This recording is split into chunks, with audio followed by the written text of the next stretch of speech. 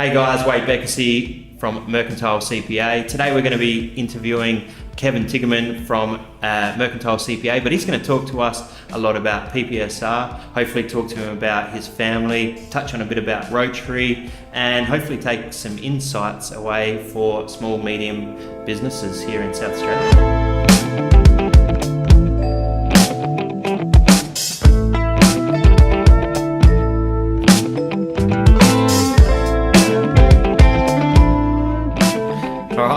Kevin, great to have you here. It's Wade Beckersy, Money Shorts from Mercantile CPA. We're running a segment podcast weekly, and we're going to be talking about credit collections, PPSR, anything related to recovering monies and making sure you are a secured creditor. So I've invited Kevin Tiggeman from Mercantile CPA along today to talk about everything PPSR. Welcome. Thank you, Wade. All right. So what makes you the expert in PPSR? Well, I don't know whether we'd call me an expert, but I guess over the last 3 years, I got involved in the credit industry after 32 years of my own business and a few consulting jobs. And one of the things that struck me was the fact that after all that time in business, cash flow is king. What business, Kevin? Maybe going down the path of the I had a business. business called Total Business Equipment. We operated as Mononta Adelaide, photocopiers, etc. And basically that business really was a great leveller for me in working out the difference between making a profit, having a good customer, and the really important one was what happens when people don't pay you, and more importantly, when they go broke. And you can actually end up getting caught, not only from the point of view that you don't get paid, but under the preferential payment clawback, which still applies today. You have to pay money back that you've received in the last 6 months when someone goes under. That would be difficult for most businesses. It absolutely is. Now, one thing that I'll give the federal government credit for is they introduced a thing called the Personal Property Security Act, which came into being on the 30th of January 2012. There was actually a transition period between 2012 and 2014, when all the different securities, like the Vehicle Security Register. That's probably one most of our audience probably know. Is that right? That's right. Because what can happen, and what used to happen and still does happen, is if your vehicle is under finance and you sell it and some poor guy buys it, someone still can pay that finance, do they? Yeah. They might be knocking at the door and saying either you pay the money out or we're here to repossess the car. Far out, wouldn't want that. Right? So the Vehicle Security Register, as it used to be, is now called a PPSR. Now, what's that? Personal Property Security Register? Personal Property Security Register. Now, let's think about another one, because there were 70 different registries. Planes, boats, agriculture, crops, the list goes on. But so it was confusing for most people. It is. Is that right? Yeah. Or it was? Yeah, certainly was. So the PPSR now is one government body in Canberra, the Personal Property Security Register, where all these registers are now all under one. However, there's really two main sections to the PPSR, and this is where even some lawyers and some accountants, in fact probably quite a few really, are still not on top of this. Okay. So what do we suggest to them? So, well, what it is when the Personal Property Security Register came into being, a lot of accountants typically would say, oh, that's the thing that replaced the Vehicle Security Register, right? But they're not aware that the PPSR can cover a debt. For example, the old fixed and floating charge that a bank used to have, Okay. Maybe not everyone will know that Right, terminology. but a fixed and floating charge was something that a bank would take over a business, particularly if they had an overdraft or loans, right? So in effect, it's a loan. Correct. But the fixed and floating charge is now being replaced by the PPSR. So the Personal Property Security Register comes in two forms. It's either money or it is something physical like a car or boat or plane or plant and equipment, tools, etc. So what's an example of a one that has fallen through where somebody's actually had to register that? When they've registered the PPSR? Yeah. And what's happened? Yeah. Right. So let's say a business goes into liquidation. Okay. Voluntary liquidation or? Both. Both. Voluntary or forced, it doesn't matter, Okay. because once a company is in liquidation, it's either in charge of an administrator, which ultimately ends up in the actual final liquidation where they say, we cannot trade out of this. From this moment on, the company is in liquidation and we're going to wind it up. Yep. Right? Now, what happens in that situation? The only way to be a secured creditor is those people that have a registered, legitimate PPSR. Let me explain.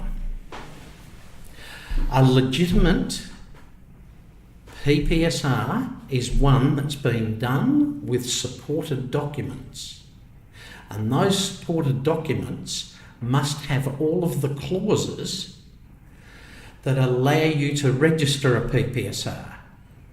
Anyone can actually go online and register a PPSR. However, if they don't have supporting documents, their PPSR is not valid. It's what they call an unperfected PPSR. So a PPSR that's perfected, and so therefore you are a secured creditor, is the one that's been done in accordance with the law and the Act, and therefore you line up generally with the bank as a secured creditor, therefore you're a ranked creditor, and they go in date, order, also the time of the day. Time of the day, So because some people Wade- could register them on the same day. So same Wade, time. if you registered on this company in the morning and I registered it in the afternoon, you are ranked above me. Does that all make sense? I think so, yeah, of course. And so I suppose what I'm gathering from that, what you've just said, is that the sooner you do it, the better. Sooner you do it, the better. That's Absolutely. Yeah. So it's a So matter the of two urgency go when you- together, terms and conditions. You must have the right terms and conditions. And so what do you find out in the marketplace with people with terms and conditions? Most people have got a handshake agreement. And what do you say to those people? Well, When there's you're no, talking to them. there's no such thing as a handshake agreement. That's right. It would be nice if that was still the case, right? Yeah. Yeah. But it's not the case. It's not the case anymore. No. And You so must have it in writing. what I'm thinking, is it a timing issue or is it a resource issue where people don't get around to actually putting those documents together and actually making sure that the right people sign them and get them done? Correct. Yeah. So I suppose in a small business or a medium business, is that a priority for businesses to do? I know Well- it should be based on what you've just told me, but is that the way that the business community will actually see that? Yeah, anyone who is in business or thinking about going into business need to get their terms and conditions correct. And if they're offering credit of 7 days, 14, 30, 60 progress payments, You're not like whatever, Woolworths, right, where you can Yeah, just walk exactly. out at That's $50 worth of stuff. They want the money paid you before know, you wouldn't leave. it be great to have a business where it's just all cash coming in the door? And paid before you leave with the product, right? That's not reality, right? That's not reality, because most businesses offer credit. And furthermore, they can't remain in business if they don't offer credit. That's right. So therefore, at the end of the day, this is a way to put a financial fortress around the business so that you don't end up going broke because one of your debtors goes broke. That's right. And we hear of that all the time. We hear of it all the time. Now, here's another interesting fact. And I've spoken to a number of liquidators, and I run a number of workshops, and I do these on a fairly regular basis. I think that's how I got to hear about you, Kevin. That's right. And so I also run them for industry associations, like subcontractors associations. Subcontractor association, that's a lot of subcontractors. Yes, that's right. Do they have a quite large membership base? They do. Yeah. And so... That's made up of all types of... All anyone in the building industry? Anyone in the building industry, tradies, but at the same time you can still have a builder that's involved, okay. Because a builder still might be working for a developer. Correct. So it goes all the way up the line. Yeah, okay. But it goes all the way down the line too, because the last man who has just finished that last bit of paint, the painter, might be the last person to get paid. And probably the last person to put the security over it. Mm. That's right. So you should always register a PPSR once you are offering credit of any type. Get them to sign your terms and conditions. You make sure you have those clauses that are associated with the PPSR so that you can take security and charge the old Ramalpa clause, yes. That's right. Yeah. But all of those are irrelevant unless you have them all together with the PPSR clause, right? Now, this is where sometimes some lawyers, and I'm not having a shot at them in one way or another, other than the fact that there are some lawyers that have a PPSR clause and it only covers an item and they don't cover money, like in the sense of someone offering a service.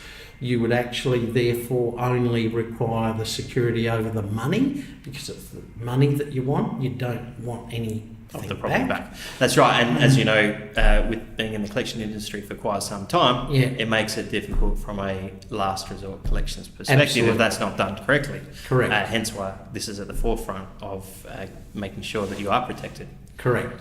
Yeah. So in a sense, there's two simple forms of a PPSR. One's called a PPSR PIMSI, which is personal money security interest in an item such as a vehicle, etc., tools, what have you. The second one is called an APAP, which is all present after acquired property, and that covers the money. Now, in some instances, if it's a security business, they will take out a PPSR PIMSI over their equipment that's sitting in there, their security equipment, their cameras, etc., to cover that. But they'll also take out an APAP over the contract because there's a certain amount of money and services that are being provided over the period of the contract. Okay. So that does happen where you have both. All right. So if we want to talk about the liquidation process, would you like to hear a little bit about that? Tell me a bit about that. Because this is really a very important one. I just touched on it earlier with a liquidator actually attended one of my last sessions. And he said, Kevin, you've got that down pat. He says, that's exactly what happens. Now, this is the process of a liquidator. His obligation, first and foremost, I mean, obviously, other than paying himself, right, is the fact that he has an obligation to all of the secured creditors. Therefore, why not be one? That's right. So, he has to gather enough money together by the liquidation of assets. So, if assets are on site, they need to be protected. They need to be protected by who owns them. But if they're not protected, he will seize them. That's the first one to sell. And he will sell them, and the money goes into the trust account. Yeah. And you don't want to be one of them. Is that what we're saying? Our audience does not want to be one of them. If they're running a business. You don't want to be one of them. No. So secure your plant and equipment if it's going to be on site, particularly if it's a building site. and you have a scissor lift there, and that's your scissor lift, make sure you have a PPSR on the scissor lift. Otherwise, if they go under, it's all locked up. Your scissor lift sitting in there, it's now 10/10 of the law, not 9/10 of the law, 10/10 of the law, and now the liquidator has it. It's in his possession. He will sell it to pay rank creditors, which are the secured creditors first. Yeah, it's quite scary, isn't it? It is. If you're a small business that's just purchased a scissor lift or something of that nature, quite high value, and you're using it to do your job, that you want to make sure that you can absolutely protect that. Now, if we take ourselves back a bit over 3 years now, you may remember the Tagara fiasco here in... Yes, yeah. In South Australia, yeah, of course, yeah. Big builder. There was people who lost lots of equipment in that liquidation. Furthermore, there was those that had to pay money back with the preferential pay. So payments they've already received. That's right. The businesses have used that money, they've created, they've used it in cash flow, they've paid wages, super, etc. That's probably not budgeted in their forecast. Have they budgeted for that? No. So that, for most businesses to take a hit like that is quite difficult. So terrible. I don't know if many of the businesses that were affected from that, did they survive from that? No, they didn't. There was 728, I believe that was the number, of unsecured creditors, and 36 or 37 of them fell over as a result of Tagara in the following months. So that implication just on the South Australian economy from that fallover is terrible. Big. That's right. So with the situation of unsecured creditors, the biggest cash cow, and I'll call it a cash cow in any liquidation, believe it or not, is the Australian Taxation Office. The Australian Taxation Office is an unsecured creditor, and even although they may force a liquidation, they're probably not prepared to put up with not receiving any more money. So they say, let's cut our losses. It's all over. And what in actual fact happens is the liquidator looks back for the last 6 months. Any monies paid to the ATO must be paid back. And that's the biggest clawback. Now, if I want to talk about that to any great degree, probably the biggest one in Australia was the Bell Corporation, and that was taken to the High Court, and they took the Taxation Office to the High Court. All the garnishes, which is seizing the money out of the Bell Corporation's they have the right bank to account, take that money out of the account. That's right. Amounted to 298 million. That 298 million, the Taxation Office had to pay back to the Bell Group's liquidators. What it meant was, at the end of the day, is that there was a lot of money there for the secured creditors. Yeah. Now, and so they did the right thing. They gave the money back. Yep. That's right. So in that case, what I'm getting from this conversation is it's very important to do this. It is very, very important. Another one closer to home, by the way, is Penrice. They were at the chemical company here in Adelaide. Yes. And they went under for something like 9 million. And the liquidators discovered 20 preferential payments in the 6 months leading up to the liquidation, all to the Taxation Office, which amounted to 1.23 million. So the 1.23 million, straight from the tax office, had to be paid into the trust account to pay secured creditors. Maybe that's good money spent. Our Absolutely. tax-paying dollars, maybe. If we look at it like that, Kevin. Absolutely. But, this book here, the PPSR in Practice, it's been written by a solicitor and a barrister in Sydney. And that book is really well worth a read. I've read it from cover to cover more than once. And it hasn't put you to sleep? No. But there's even examples in there on how to deal with a liquidator. It's always very, very important to get in quickly to a liquidator and just say you owe a liquidator, $50,000, for example, in clawback. Make him an offer early and he'll probably accept it and move on to the next one. Simple stuff like that's in that book. But there's also plenty of examples of liquidations. There's a lot to do with the Act, and there's so many clauses within the Act. And what about errors on PPSR? I've just flicked to a page. So what I've seen being in the collection industry is obviously people not registering correctly. Correct. Errors. Human error is, we're moving away from that with technology and stuff like that, but human error still can come into it. So do you have any examples on that? One of the biggest factors with errors is a typical one putting in an ABN when you should have your ACN if you're a proprietary limited company. So that then is deemed as an unperfected. Unperfected, that's right. And therefore you may as well not have a PPSR in the first place. So it's very important. And what we find is a lot of business owners don't even know what their ABN or ACN is out there. Exactly. So, yeah. And the other issue that we're facing is that there's currently something like 14 million plus registrations on the PPSR. And they're about to be renewed. Is that what you... Well, no, there's some that's going to have to be renewed. Because every 7 years you've got to renew. Because every 7 years. But the biggest thing that I was going to say is that 85% of the registrations, and liquidators will tell you this, 85% plus are unperfected. Yeah. Because he'll typically look at a PPSR registration, he'll have a look at it and he'll ask for the supporting documents.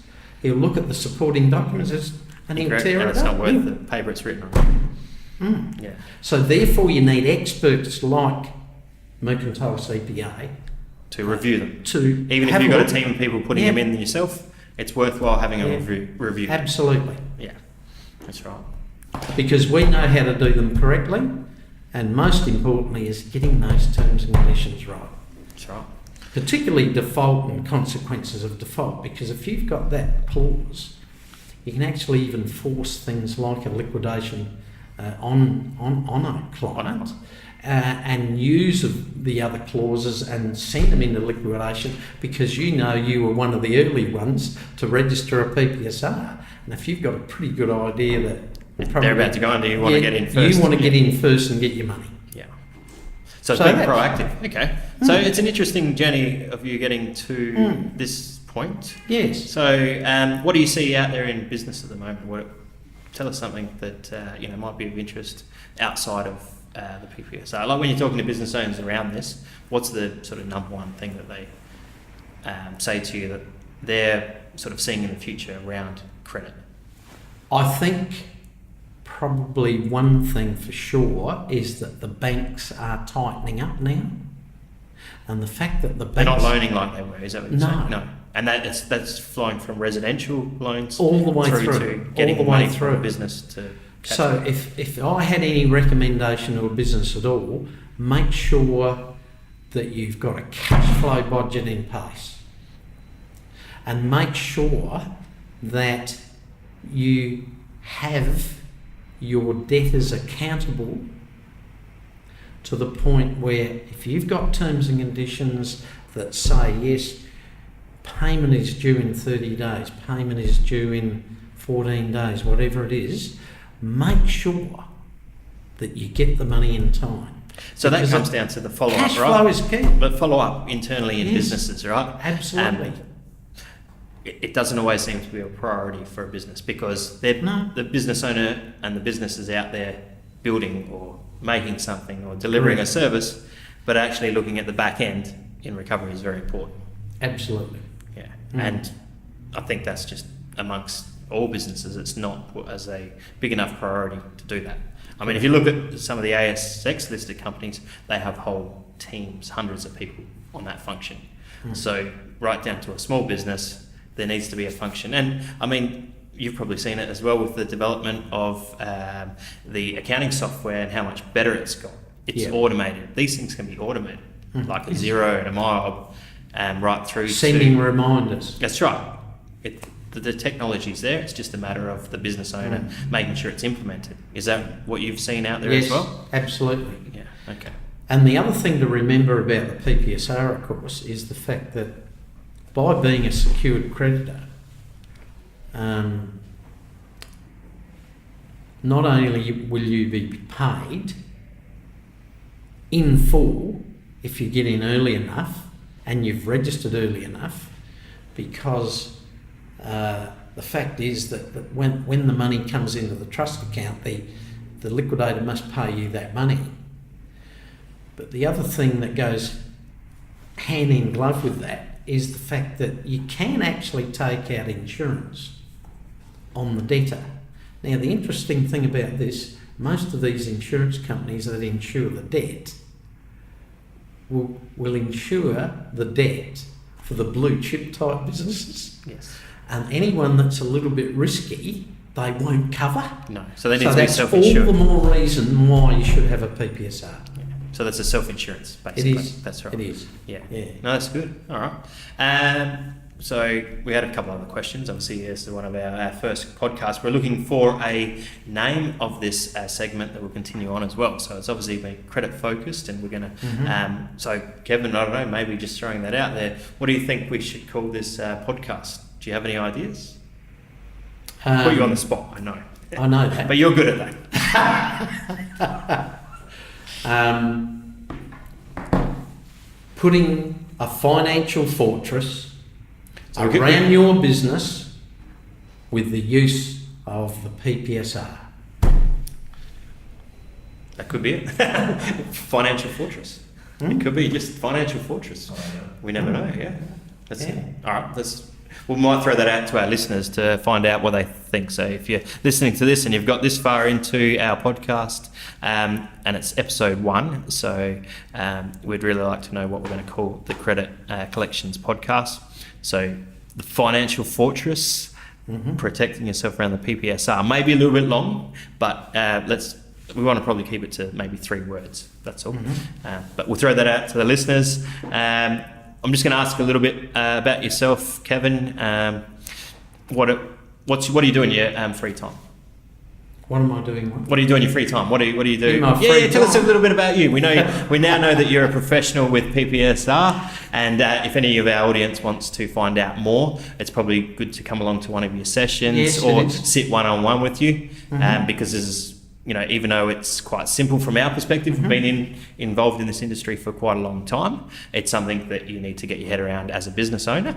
So I just thought I'd ask you, tell us something a little bit about yourself outside of the world of PPSR and credit. Outside of the world of PPSR and business in general.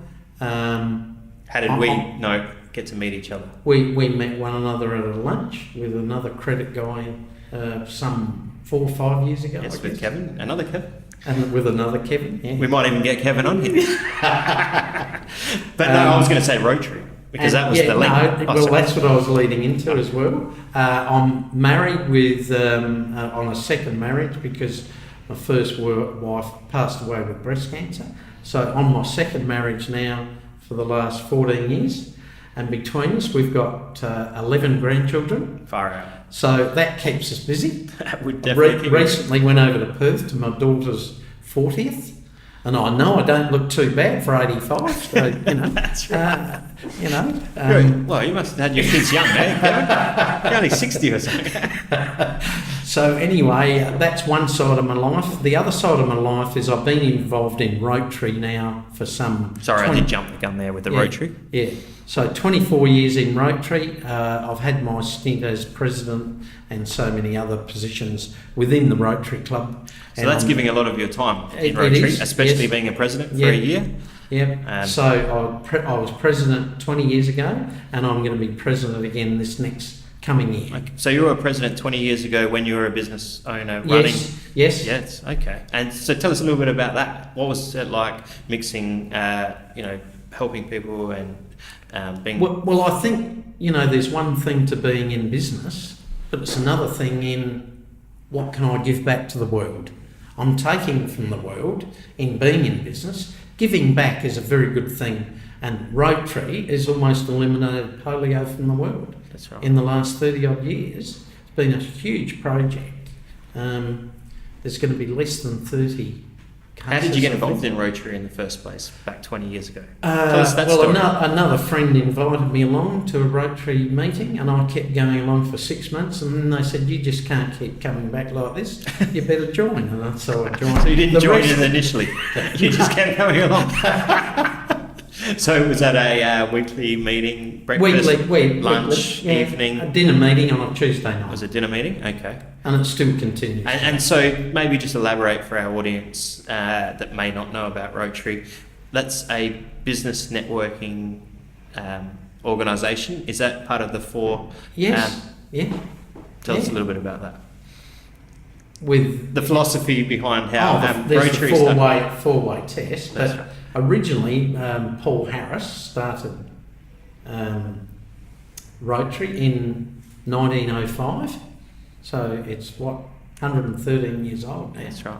And so I'm a member of Rotary as well, which some of the audience may know, but what has changed over time is that it was, what a lot of people might not know, is that it was actually started as a business networking organisation, which has morphed into what it is today, which is still unknown. I don't think most of the leaders out there of Rotary don't really know what it is. But what would you say it is for, say, somebody? For the average person in the street, it's a chance to give back to your local community and internationally, nationally, to projects that actually help people that are less fortunate than we are. Yeah. And I get a good kick out of it because we have a lot of fun and it's great fellowship as well. Yeah, good people as well. So that's great. And you probably know that I run the Rotary Golf Day each year. I think 6th year this year for the Port Adelaide Rotary Club. So we get obviously 60, 70 people out there for a hit of golf, raising money for the Rotary Club. What's your club do around that type of thing? We raise money for backpacks for kids. Okay. The breakfast one in schools for the kids that are coming from less fortunate homes. So that makes sure that the kids that are going to school get a breakfast. So that's if the parents are not capable or have other commitments or haven't got enough money, you'll make sure that those kids have breakfast in the schools. And that's in South Australia at the local schools. Yeah. That's made a big impact around that. Huge. Is that partnered with another organisation? Yeah, we partner with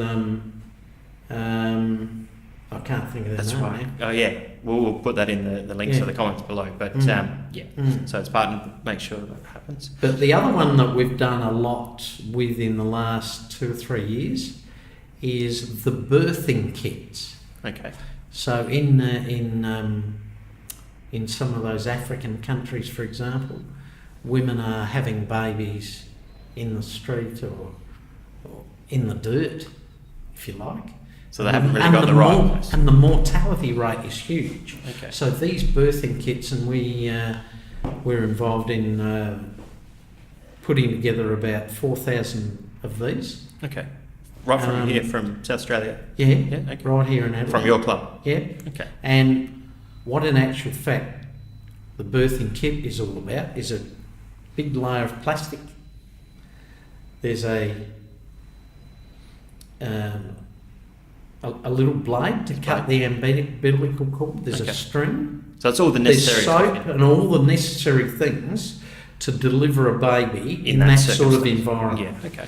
And the mortality rate was up there and it's come down almost to nothing. Well, that's a great initiative. Which includes the mortality rate of the mother as well. Yeah, okay. Well, that's a great initiative. That's good. So that's more of an international. Yeah. So so locally back to international. Yeah. Yeah. Okay. And I suppose back to Rotary, and has that helped with developing business relationships as well, or leadership skills, or interaction? Oh, for sure. Yeah.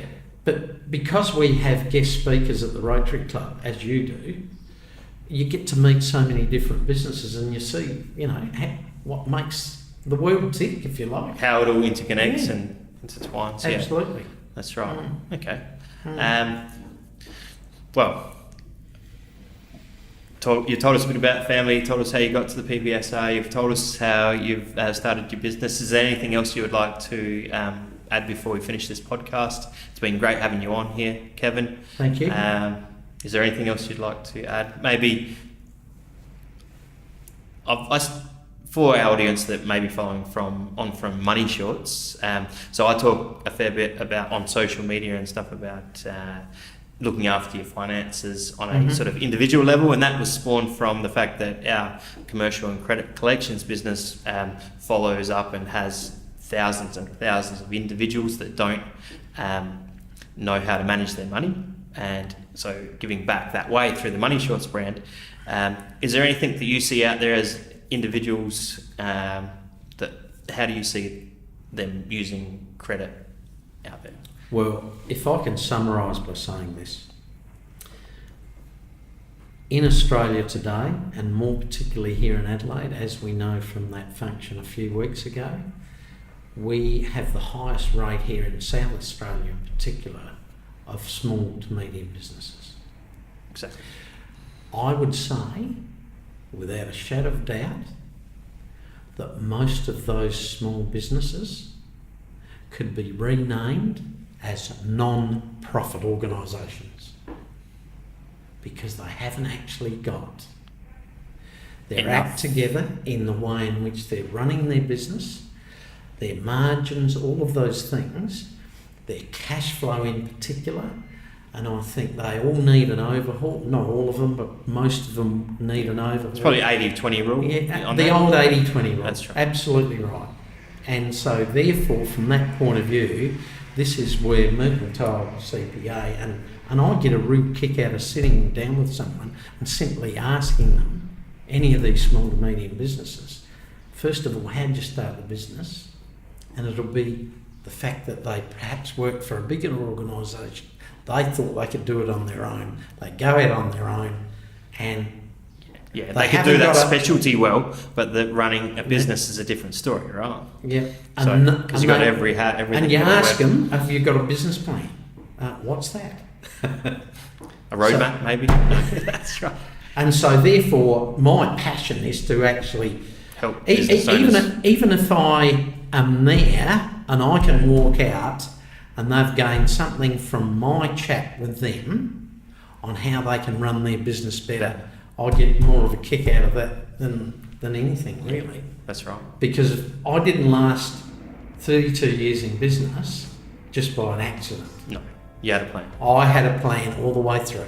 Yeah. Very good. So, if that's something to take away, especially for myself, is make sure that I've checked my plan lately. All right. Thanks, Kevin. Wade. Appreciate it. Thank you. No worries.